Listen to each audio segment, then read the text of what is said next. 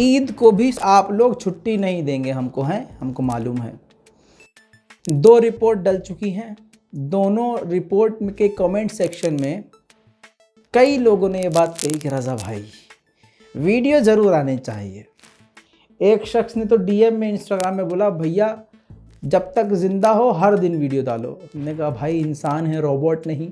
खैर दोस्तों, हैं तो वो मेरे अपने ही, मेरी ही उनको आदत लगी हुई है, इस वजह से उनको कोई और न्यूज़ अच्छी लगती नहीं है। इसी वजह से हमने कहा कोई बात नहीं है, एक आज के दिन एक और रिपोर्ट जो हमेशा देते हैं, जो बहुत ज़रूरी है, यानी रूस यूक्रेन का वॉर अपडेट। सलाम नमस्ते सत श्री अकाल, मैं हूं रज़ा और आप देख रहे हैं रज़ाग्राफी। आपको बता दूं कि रूस की खुद मीडिया धमकी दे रही है बढ़ कर ब्रिटेन को, और रूस की मीडिया ने पुतिन से ये आग्रह किया है कि आपके पास यानी हमारे देश के पास जो समुद्री ड्रोन है, पनडुब्बी ड्रोन है, उसका इस्तेमाल करके ब्रिटेन को ही दुनिया के नक्शे से मिटा दे। जी हाँ, रिपोर्ट मौजूद है। आपको बता दूं कि रूस के पास एक ऐसी समुद्री ड्रोन यानी पनडुब्बी नुमा एक चीज़ है जिसका इस्तेमाल करके ज़मीन के अंदर से ही किसी भी देश के आसपास बॉर्डर के इलाके में जाके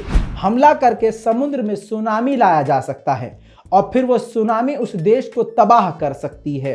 बार बार ब्रिटेन रूस को उकसा रहा है, जिसके बाद पुतिन तो नहीं बोले लेकिन रूस का मीडिया पुतिन से ये कह रहा है कि इस परमाणु पनडुब्बी ड्रोन का इस्तेमाल करके ब्रिटेन को तोड़ दिया जाए।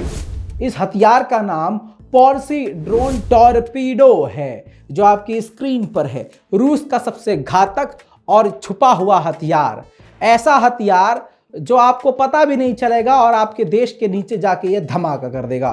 बड़ी बात ये है, आप सोच भी नहीं सकते, अगर आप थोड़ा सा दिमाग लगाएंगे तो समझेंगे कि ये जो हथियार है 100 मेगा टन वॉरहेड से, बम से लैस होता है। 100 मेगा टन बम इसके अंदर तैनात होता है। समझिए फिर ये पूरे देश को कितनी आसानी से तबाह कर सकेगा। आपको याद दिला दूं, हिरोशिमा आपको याद है? हिरोशिमा पे जो बम गिरा था, अब तक वहां पर बच्चे अपंग पैदा हो रहे हैं। हिरोशिमा पर जो बम गिरा था ये उससे कई हजार गुना, 2 गुना 3 गुना 10 गुना नहीं, उससे 1000 गुना ज्यादा ताकतवर है। इस हमले से ब्रिटेन के समुद्र में 1640 फुट, 6 फुट 7 फुट नहीं, 1640 फुट ऊंची सुनामी पैदा हो जाएगी, जिससे कुछ ही घंटे में पूरा ब्रिटेन पानी में बह जाएगा। और अगर इससे हमला किया रूस ने तो कुछ ही घंटे में पूरा ब्रिटेन रेडियो एक्टिव रेगिस्तान में तब्दील हो जाएगा। यह रूस की ताकत है या रूस के हथियार की ताकत? आप खुद समझ लीजिए और फैसला कर लीजिए कि किसकी तरफ है। जानकारी के लिए बता दूं कि अब इजराइल रूस पर भड़क गया है। एक इंटरनेशनल मीडिया को बाइट देते हुए रूस के विदेश मंत्री सर्गेई लावरोव ने क्लियर कट ये बात कही थी कि ये जो हिटलर है इसके अंदर यहूदी खून था, ये यहूदी था। जिसके बाद इजराइल इतना भड़क गया कि इजराइल में जो रूसी अनुयायी जो है उसको बुलाकर खरी खोटी सुनाई और उसको कहा कि रूस को माफी मांगनी ही पड़ेगी। फिलहाल अभी तक रूस ने कोई माफी नहीं मांगी है। पहले ही जो है रूस मारियोपोल से कई लोगों को, सैकड़ों लोगों को निकाल चुका है, क्योंकि यूएन से बात करने के बाद रूस ने फैसला सुनाया था। अब इसी का एक और कदम तुर्की ने उठाया है। अब तुर्की के फॉरेन मिनिस्टर और रूस के फॉरेन मिनिस्टर ने फ़ोन पर बात करी है, जिसके बाद ये मुद्दा उठाया गया है कि जंग को कुछ वक्त के लिए रोका जाए, यानी सीज फायर किया जाए, फंसे हुए लोगों को निकाला जाए और ह्यूमैनिटेरियन एड पहुंचाई जाए। इसी के साथ एक बड़ी कामयाबी रूस के हाथ लगी है। आपको बता दूं कि कल की रिपोर्ट में मैंने आपको बताया था कि रूस ने अमेरिकी हथियार को निशाना बनाकर तबाह कर दिया है। अब एक बार फिर से 24 घंटे नहीं हुए थे कि और भी हथियार वेस्टर्न कंट्री की तरफ से, फ्रांस, जर्मनी, ब्रिटेन, अमेरिका की तरफ से हथियारों का जो लॉट पहुंचा था यूक्रेन, उसको एक बार फिर से रूस ने निशाना बनाकर तबाह कर दिया है। सबूत भी दिखाऊंगा, देखिए वीडियो।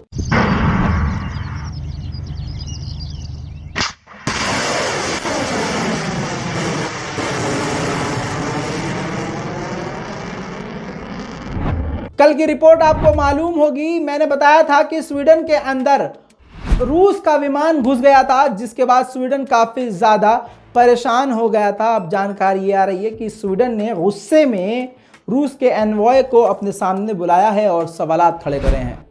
रूस से किलस गया है फिनलैंड भी। जी हां, फिनलैंड यूक्रेन के पूरी तरह से साथ है। रूस और फिनलैंड के बीच में काफी पहले न्यूक्लियर डील हुई थी कि दोनों देश मिलकर फिनलैंड की जमीन पर न्यूक्लियर पावर प्लांट बनाएंगे और इससे फिनलैंड भी न्यूक्लियर वाला हो जाएगा। यानी न्यूक्लियर की बहुत सारी चीज़ें होती हैं, बिजली बनती है, बहुत सारी चीज़ें होती हैं। इसी लालच में डील करी थी और ये डील काफ़ी अच्छी थी फिनलैंड के लिए।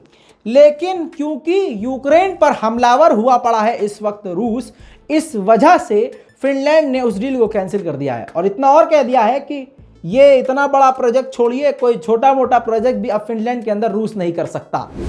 फिनलैंड और रूस के बॉर्डर भाई साहब बिल्कुल मिले हुए हैं और फिनलैंड ने कहा है कि हम अपने बॉर्डर को और मजबूत करेंगे, गैप बढ़ाएंगे, सिक्योरिटी को और भी ज्यादा मजबूत करेंगे। यानी फिनलैंड को पूरी तरह से अब रूस पर भरोसा नहीं रहा है। दुनिया भर से हथियारों की भीख मांगकर अंधाधुंध रूस पर बरसाने के बाद, उसके बाद गाल पर झापड़ खाने के बाद, थूक कर चाटने के बाद अब यूक्रेन ने फोन किया है चीन और चीन के राष्ट्रपति से बोला है कि भाई साहब आप रूस से बात कीजिए, कृपया करके जो है सीज फायर करवाइए और हमले को रुकवाइए और कैसे भी करके मामले को हल करवाइए। दोस्तों, इजराइल की सेना तो यूक्रेन में मौजूद ही है, आपको बता ही चुके हैं हम। अब अमेरिकी सेना भी मौजूद हो सकती है, पहुंच सकती है ऑफिशियली तौर से। अमेरिका के लॉ मेकर ने बाइडेन प्रशासन से कहा है कि और अगर तगड़े हमले रूस करता है तो अमेरिकी सेना को यूक्रेन में तैनात किया जाए। दोस्तों, आपको बता दूं कि पूरी दुनिया में यूरोप की कई सारी कंट्रीज ने गैस और तेल लेना बंद कर दिया है रूस से, जिससे 26.9% रूस का जो एक्सपोर्ट है वो घट गया। वहीं पर चीन ने चालाकी दिखाई। चीन ने बड़ी मात्रा में रूस से अच्छे दामों पर गैस और तेल लिया, जिससे वहीं पर जो घाटा वहां हुआ था वो घाटा मुनाफे में बदल के 60% बढ़ गया है। जी हां, यानी 10 रुपए का सामान आप 5 लोग ले रहे थे, अब 100 रुपए का सामान एक ही आदमी ले रहा है चीन। इससे आसान जबान में नहीं समझा सकता।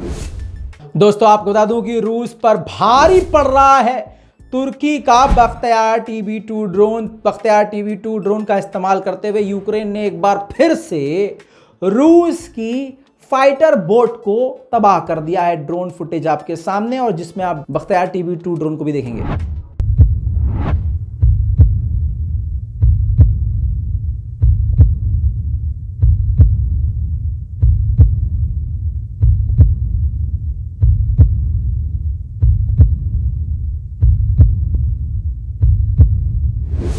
करोड़ों के हथियार को 2 दिन में ही रूस तबाह कर चुका है, अमेरिका और यूरोप के। इसके बाद और भी नई खेप हॉविट्जर भेजी जा रही है यूक्रेन को अमेरिका की तरफ से। देखिए,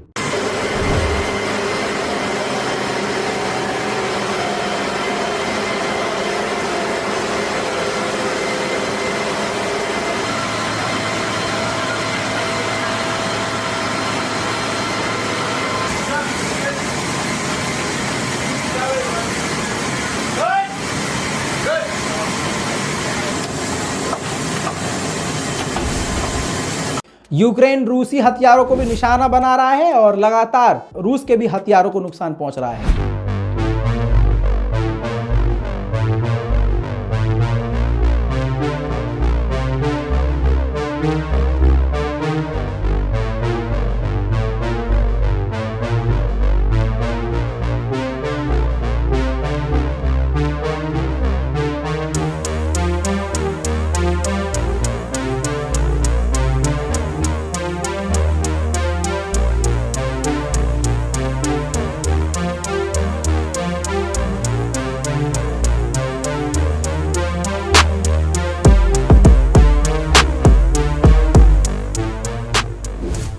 दूसरी तरफ रूस भी काफी ज्यादा भड़का हुआ है।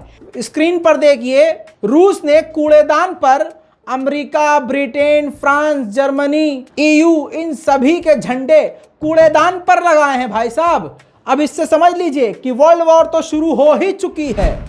दोस्तों, द्नीप्रोपेत्रोव्स्क एक जगह है यूक्रेन में, वहां पर जो ऑफिशियल है यूक्रेन का दफ्तर है, सरकारी दफ्तर, वहां पर जाकर रूस की क्रूज मिसाइल गिरती है। देखिए,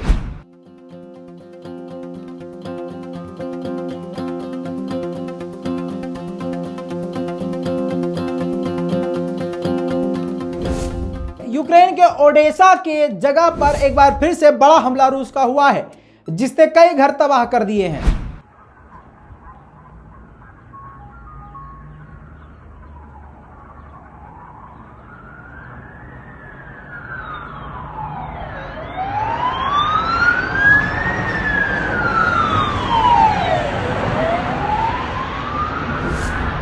रूस अपनी स्पेशल टैक्टिकल मिसाइल का इस्तेमाल करके यूक्रेन को चारों तरफ से घेर के लगातार उस पर बमबारी कर रहा है।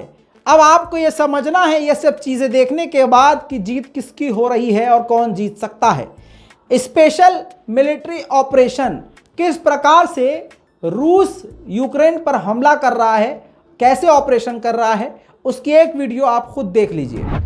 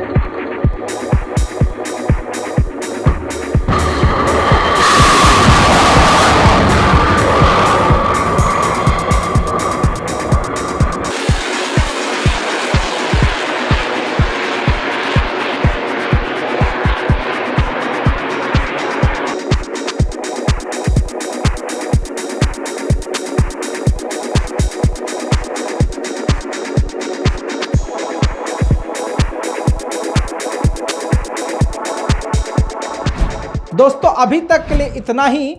ईद हमको भी मनाने दीजिए, या सारी आप ही मना लेंगे? ईद हमारी भी है भाई साहब। चलिए, दुआओं में याद रखिएगा। नाम है रज़ाग्राफी, काम है गोदी मीडिया की धोती खोलना।